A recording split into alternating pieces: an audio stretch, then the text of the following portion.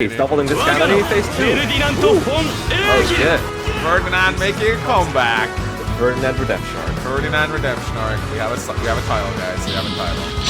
Greetings, ladies and gentlemen. My name is Mangs, and today I welcome you to the very first Fire Emblem Three Houses character spotlights. I bet a lot of you thought that the first character to be featured on this newest game would be Edelgard, but since I've yet to complete the other routes, I feel like I don't have the full picture of her complete character just yet.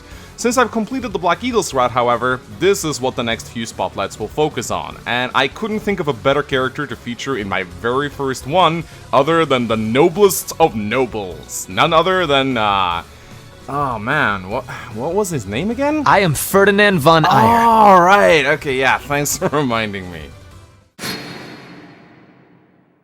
Ferdinand von Aegir is the eldest son of House Aegir, one of the most powerful noble families in the Edelgard Empire, second only to House Resvelg, Edelgard's family. Ferdinand's father is Duke Aegir, a man whom Ferdinand regards as a disgrace to nobility, who also carries the title of Prime Minister, which has been passed down for many generations. The power of Ferdinand's noble family stems from a coup known as the Insurrection of the Seven, where a group of nobles from the Edelgard Empire stripped Emperor Ionius IX, Edelgard's sickly father, of much of his power, delegating him to a figurehead with no real political power. In other words, a puppet emperor. This event had a lot of effect on Edelgard's upbringing and caused her a lot of suffering, which leads to many of the events that unfolds in the story of Three Houses. Despite his corrupt father, Ferdinand strived to become everything Duke Aegir was not, and instead of scheming behind the scenes to obtain power, he focused on setting a true example of what nobility should aspire to. In the year 1180, Ferdinand joined the Officers' Academy at the Garreg Monastery at the age of 18. He enrolled in the Black Eagles alongside Edelgard and many other students from the Edelgard Empire. This may come as a shock to some of you, but Ferdinand is actually a noble, something he enjoys bringing up often, though maybe not quite as often as some of us make fun of him for. Sorry about that. However, he does actually have a lot of other character traits as well. He enjoys horseback riding and frequently visits the stables at the Garreg Monastery. He also has a great passion for tea and is exceptionally good at brewing it, something he bonds with Lorenz over a lot. He is also very concerned with justice and hates seeing people not paying for their unjust deeds. He also greatly dislikes other nobles looking down upon the commoners, and feels like the nobility should set an example for the commoners to follow, instead of just viewing them with scorn and disgust. Ferdinand is a character that can leave a very bad first impression on people. On the outside, he appears to be the stereotypical Fire Emblem noble, a pompous, arrogant aristocrat that acts superior to others. This was certainly the first impression he gave to me and Mecha during our Let's Play. However, once you start to delve into his support conversations, Ferdinand actually shows a lot of character. He's honest, brave, idealistic, sympathetic, and thoughtful. But his personality and demeanor sometimes overshadows those good qualities, making him appear a lot more arrogant than he actually is. This is because one of Ferdinand's key traits is his confidence. He really believes in himself, but not because he thinks himself superior to those around him, but merely because he's extremely optimistic and positive. Hubert even admits to this being one of the traits he surpasses Edelgard in, and Hubert thinks Edelgard is like the goddess of the universe, so you know that's a huge compliment coming from him. Normally, being confident isn't a bad thing, but when combined with nobility and status, it can leave a very bad first impression because we are just so used to nobility acting superior and smug without deserving it, particularly in the Fire Emblem universe. Ferdinand is thus in a weird position where he has to constantly fight against his own stereotype, while also sort of checking all of its boxes. It doesn't help that he has sort of a generic look to him as well, which further puts him in a category he doesn't deserve to be in. Ferdinand is also extremely competitive and has handpicked Edelgard as his biggest rival, something Edelgard herself is not particularly happy about, as she views Ferdinand as a nuisance. Edelgard's relationship with Ferdinand is an interesting one, considering she has a rather strained relationship with nobility, and Ferdinand is in many ways a herald of the very thing she wishes to bring down.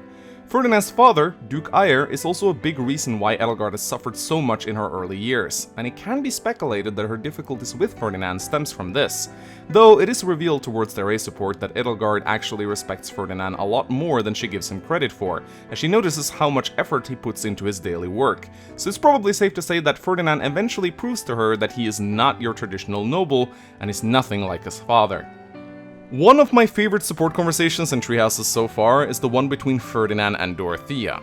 In these conversations, Dorothea takes on the role of the players, viewing Ferdinand as a pompous noble with few redeeming qualities, the first impression most people have of him, while Ferdinand is attempting to disprove this with his actions. In this support, Dorothea states plainly that she hates Ferdinand and can't stand him, and proceeds to call him a bee, without explaining what she means. Believing this to be some sort of analytical metaphor, Ferdinand actually comes up with a very good explanation about bees being hardworking and comparing the honey in a beehive to his inherited wealth, and even makes Dorothea some pastries that he made from ingredients he collected all on his own to demonstrate that he can make things on his own without having to rely on his nobility. While this wasn't the answer to Dorothea's riddle, it certainly makes her view him in a different light, though she quickly shuts him down when he attempts to advance their friendship, once again stating that he's acting like a bee again. What Dorothea means by this is finally revealed in their A support, where she says that Ferdinand is just like a bee seeking out a beautiful flower, the flower being her. The metaphor here being that before Dorothea was a beautiful flower, he had no interest in her, but now that she's all dolled up, he comes buzzin'. She then tells the heartbreaking story of the time where she bathed in the fountain as a child to wash off the dirt from the streets, only to meet a young Ferdinand who stared at her like she was a monster, only to then run off.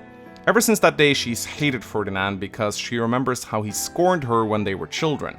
In reality though, Ferdinand was actually mesmerized by Dorothea in the fountain, thinking her to be a beautiful water nymph, but he also got so scared that he ran off, because he didn't know what to do with himself. This support single-handedly puts Ferdinand up among my favorite students in the Black Eagles. Three Houses has a lot of support conversations. In fact, watching all of them take nearly 2 hours combined. But I decided to focus on this one because it really is one of my favorites. It reveals so much about him. It shows he's intelligent in how he analyzes Dorothea's bee riddle, thoughtful in how he approaches her, curious and reflective of his own actions, and also that he works really hard, as shown when he goes through all the trouble baking the pastries just to show Dorothea what he can do. So at the end of the day, Ferdinand is not a bee, but he is a classic example of what nobility should strive to be. I'm terribly sorry, guys. My script readers don't even know I put this joke in last minute. In addition to his many talents, Ferdinand is also a great poet and singer, as seen in his supports with Manuela. It is also revealed in the support that he greatly admires the retired songstress, even singing some of her old songs when he thinks he is by himself. How the crimson rain of pain it came, falling hard upon a land aflame, when the sacred blade it split the sky, until the heavens heard our cry. In the hour of vengeance, will you heed the call? On the red fields of revenge, will you help avenge? We must fight strong and stand tall.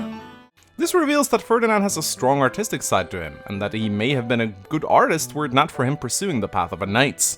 Ferdinand can be a bit of a dolt sometimes, though. He can occasionally be so absorbed in his own actions that he fails to notice what the person standing in front of him is doing or saying. This seems like a result of his extreme enthusiasm rather than his lack of intelligence or awareness.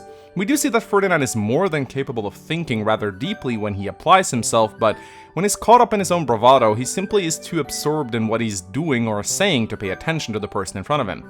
Once he stops focusing on the task at hand and actually decides to listen though, he actually displays a great sense of perception. Overall, Ferdinand is a bit of a hidden gem. He makes a bad first impression and paints a picture of a generic noble, but underneath the surface there is so much more to him. He's full of great qualities, though they may be a bit hard to spot at first glance due to his extravagant personality, but look past that and what you find might be a character that will continue to endear and surprise you. I know this was the case for me, and I personally really loved his redemption arc in my Let's Play. It was absolutely wonderful. Ferdinand's birthday is on April 30, or the 30th day of the Great Tree Moon in the Fodlan calendar.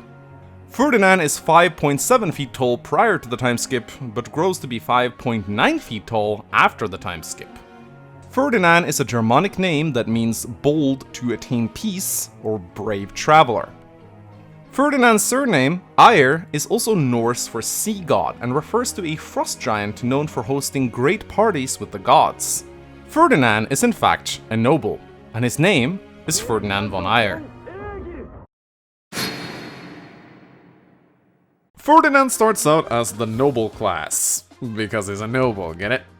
Okay, I'm done now, promise. Anyway, Ferdinand will join you at the start of the game if you pick the Black Eagles as your house. You can recruit him over to another house by having at least 10 dexterity and C rank in heavy armor on Byleth, but if you were not planning to make your avatar an armored class, Ferdinand can be rather difficult to recruit in the other routes due to being one of the few students whose B support cannot be viewed until after the time skip, thus making it impossible to recruit him in this way. You can do this on a New Game Plus though if you use your Renown to unlock the support. Ferdinand's bases and growth rates are very balanced across the board. His magic and resistance are a little on the low side, but all his other stats are pretty good, with his strength and speed being above average. Ferdinand is strong in swords, lances, axes, and riding, while also having a budding talent in heavy armor.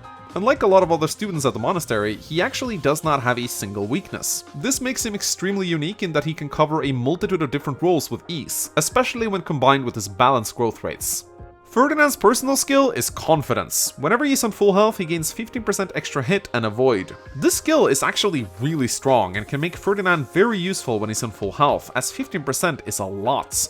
While the extra hit is nice, it's the extra avoid that can really make a difference. If his base avoid is already really high, you can combine his personal skill with defensive terrain and items such as the evasion ring to make him almost unhittable on the front lines. Though if he starts taking damage, this skill will cease functioning at once until you can heal him back up.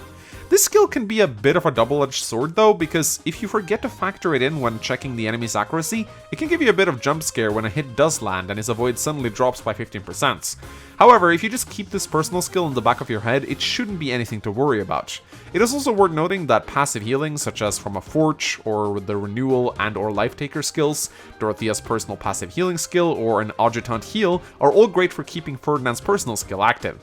Ferdinand's budding talent, which is unlocked after tutoring him in heavy armor, is Seal Speed. This will debuff the speed of the enemies he damages by 6 points for 1 turn. Seal Speed is a situationally useful skill. Sometimes it won't do anything, but other times it might allow you to double an enemy where you previously couldn't, or avoid being doubled yourself if they're very fast. It's far from the best budding talent in the game, but it does allow for Ferdinand to lead the charge into a pack of enemies and make them a little bit more manageable for the rest of his allies, or to make it easier for him to deal with them again on enemy phase. Debuffing is in general a lot less powerful in treehouses compared to Fates, only lasting a single turn and also being ineffective against most bosses, but it is still an alright skill, though I wouldn't say it's necessarily something you should go out of your way to unlock. Ferdinand comes with a minor crest of Sikol, which gives him a small chance to disable enemy counterattacks when using combat arts. This is one of the less useful crests in the game, as combat arts are usually something you want to use to finish off enemies with, and if the enemy is so strong that you actually fear their retaliation strikes, relying on a crest triggering isn't really a good strategy. It might save Ferdinand some damage when it triggers, and it does actually synergize a little bit with his personal skill, as keeping Ferdinand on full health is beneficial, but it is sadly a crest that don't see a lot of use. It does allow him to wield the legendary Spear of Asal, however, and gives it the added power of being effective against cavalry. The easiest and most intuitive path for Ferdinand to take in terms of his class progression is to start out as a soldier, then promote to cavalier, and eventually paladin. And you can also make him a great knight if you really want to, since Ferdinand has strengths in all the areas required in the field, though it may be a little bit hard to reach the benchmarks for heavy armor as a cavalier, even if he becomes strong in it after his budding talent is unlocked. So if you want to go this route, it might be worthwhile to have him spend some time as an armor knight or fortress knight, though great knight is considered one of the worst master classes, so this isn't something you necessarily have to do. Ferdinand can also potentially be a pretty good Holy Knight or even Dark Knight. While his 20% base magic growth isn't spectacular, his talent for lances and riding makes it easier for him to pass those tricky exams. If you tutor him in recent magic, he learns the Thunder, Fire, Thoron, and Bolganon spells. If you tutor him in faith magic, he will learn Heal, Nosferatu, Ward, and Restore. He may not have any magical strengths, but he doesn't have any weaknesses either, so it's an option if you want to try it out. Most people will probably make Ferdinand a paladin or great knight, but just because he's good at riding doesn't mean he has to ride a mount. He can excel equally well in just about every class there is. Swordmaster or assassin in particular with their high avoid synergizes pretty well with his personal skill, which adds 15% additional avoid on top of that, and considering his total speed growth as a swordmaster or assassin will be 70%, combined with the high skill growth of assassin, he can become one of the best dodge tanks in the game. Throw in an evasion ring on top of this and most enemies will display hit rates in their single digits. A similar build can be achieved with the Alert Stance or Alert Stance Plus skills from training his flying rank, or this can be done in tandem with making him a swordmaster or assassin.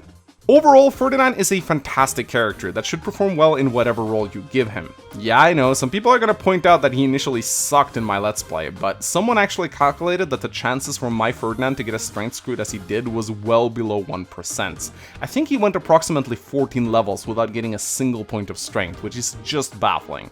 But with some careful tutoring and a few stat boosters, he was actually able to make a return as a Great Knight in the late game and actually be pretty useful, which should speak volumes. Take good care of this noble, and I'm sure he'll show you just what nobility can do. That is, getting special treatment and then surpassing everyone. Ferdinand is a character that I initially felt complete indifference towards. In fact, I believe I said in his character preview that among all the Black Eagle students, he was the one that left the least of an impression on me. Then my feelings turned to annoyance with the whole noble gimmick, and then out of nowhere he became one of my favorite characters in the Black Eagles. How did that happen? Well, I have previously said that a character eventually becoming good is no excuse for them starting out bad, like with Bernadetta, who has some of the worst C supports in the game. I feel differently about Ferdinand, since his entire character is about convincing people that they are initially wrong about him. In many ways, I feel like most people's feelings towards Ferdinand in his C supports matches what the players initially think about him. And as you start to delve deeper into his supports and character, your opinions of him changes in tune with the characters he's conversing with, and that is an absolutely amazing feeling. His A support with Dorothea stands out as one of the best I have ever seen in any Fire Emblem game ever. I'm serious when I say it almost made me tear up, and I think that's the moment where he finally won me over. There is just something extremely likable about the guy, because you take the journey of watching him develop along with the other characters, and there is just something extremely endearing about it. While I wouldn't necessarily call Ferdinand a complex or nuanced character, he still scores very highly for making me go from complete indifference to a huge fan over the course of the game, and that is well worth a 4 out of 5 star rating. Like so many other students at the Garrukmok Monastery, Ferdinand is undoubtedly at his best after the time skip, where he grows out his hair and really starts looking like a true knight. Don't get me wrong, he's not bad looking pre-time skip, but he's kinda hard to pick out from a crowd of varied students, and he's a bit too similar to Sylvain for my liking. Post-time skip Ferdinand looks like an absolute champion though, 4 out of 5 stars. It's going to be very hard for me to rate the utility of the students in this game, considering they vary so much depending on how you build them. I think that there is certainly a big gap between the good students and the great students, and I don't think Ferdinand is necessarily up there with the great ones, but his decent growth rates, many talents, and a good personal skill puts him at a solid 3 out of 5 stars for me personally. Though I will say that I have very little experience with non-Black Eagle students at the time of writing this spotlight, so take this rating with a grain of salt. Thank you so much for watching this character spotlights. I hope you enjoyed it. If you did, remember to leave an like and a comment to support it, and let me know who you want to see me cover in a future episode. Also, if you would like to click the notification bell, you will be notified whenever a new video is released. This really helps out my channel, so I really appreciate it. This spotlight was edited by my designer Cyan, and my script editors also helped me fine-tune the script for the spotlight. You can check out their social media and other platforms along with any sources used in the spotlight by clicking the video description of this video. I'd like to finish this spotlight by thanking my amazing Patreon supporters. Your support means a lot to me and is the reason I can do this every day without having to rely on YouTube's instability. There are many tiers you can join with various rewards, and by becoming a silver tier patron, you can even request your very own character spotlight. Check the link in the video description or at the end of this video for more information. If you have issues with Patreon for whatever reason, you can support my channel directly by clicking the join button in the lower right corner of the video. This grants you a cool icon next to your name as well as access to unique emotes. Regardless of what happens though, all my content will always remain 100% free, and supporting me is completely optional, but very appreciated. Anyway guys, if you want to see more spotlights, click on the playlist linked in front of you, or check out the previous spotlight I've done. Thanks for watching all the way to the end, you are a true fan. Until next time, my name is Mangs, goodbye.